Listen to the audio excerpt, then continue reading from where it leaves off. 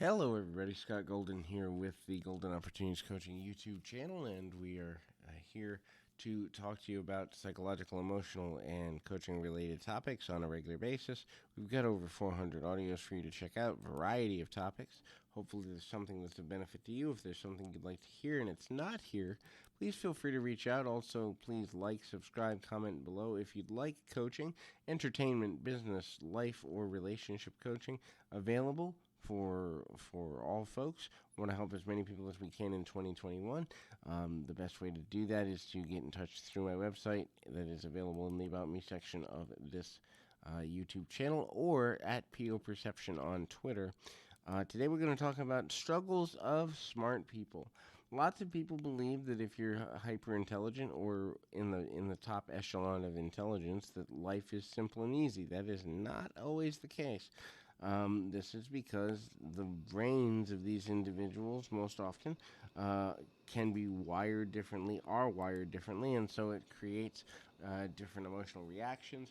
These individuals may be ADHD, ADD, issues with depression and anxiety can also pop up because a highly sensitive person, a highly intelligent person, is going to have thought of every possible way that things can go right, every possible way that things can go wrong, and if things don't feel right to this individual, and they can see the potential disaster or danger that's coming in a situation, they're going to be more likely to panic and be uncomfortable. And so like a heightened sense of needing kind of that perfection can create mental and emotional instability and potential illness. Now that doesn't mean that every person who's hypersensitive and hyper intelligent is going to go through that, but there are certain mental and emotional disorders, not to mention hyperimmune disorders can also be an issue because a person's body in fight or flight or in hyper attention, hyper focus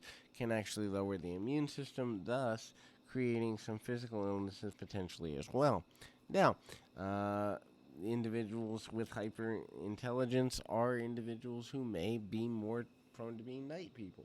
A couple of reasons for this. Number one, people with hyperintelligence have been researched to maybe not need as much sleep as the other person. They're also higher energy, which is kind of the next thing on my list, which the energy issue means that their sleep schedule might be a bit off, might be, kind of unbalanced. I know for me, I work primarily second and third shift because my mind works best in clusters of about 12 to 14 hours. And it just so happens that the majority of my clients who are around the country need me at times that aren't perhaps, and actually around North America more accurately, might need me at times that aren't conducive to when my time zone lines up with their time zone. So, needing to do that, I've gotten in the habit of being kind of a person who's rising for work in the afternoon, working through the night, kind of sleeping during what most people would consider third shift, or I'm sorry, first shift, and that is often a sign of hyperintelligence. So, the expectation both of self, so perfectionism, and of others, meaning kind of pressure for people to follow through on their word in a really aggressive way, and the expectation that when a person gives their word, they keep it for the person who is, hyper intelligent is higher than most people. The ability to forgive something not going according to plan is easier for someone with lower to middle intellect, partially because they're not thinking 3, 4, 6 steps ahead as it relates to, well, this is the ripple effect this could have by you not doing this on a timely fashion. We could lose this deal down the road here, and this and that, this and that. Meanwhile, they're going, how do you see all that in the one action? And the answer is the hypersensitive, hyper smart person is more apt to read between the lines and look 2, 3, 4, 6 steps ahead in terms of patterns and in terms of likelihood of outcomes. The next thing is they overthink, overanalyze. So, this can be extremely difficult for a person who has a very analytical mind The analytical mind of a person with heightened intelligence is always in motion. Even when they look like they're having a good time, they're thinking, how can I make it a better time? They're thinking, what about the person over there who's standing on the wall who isn't having a good time? How do I draw them in?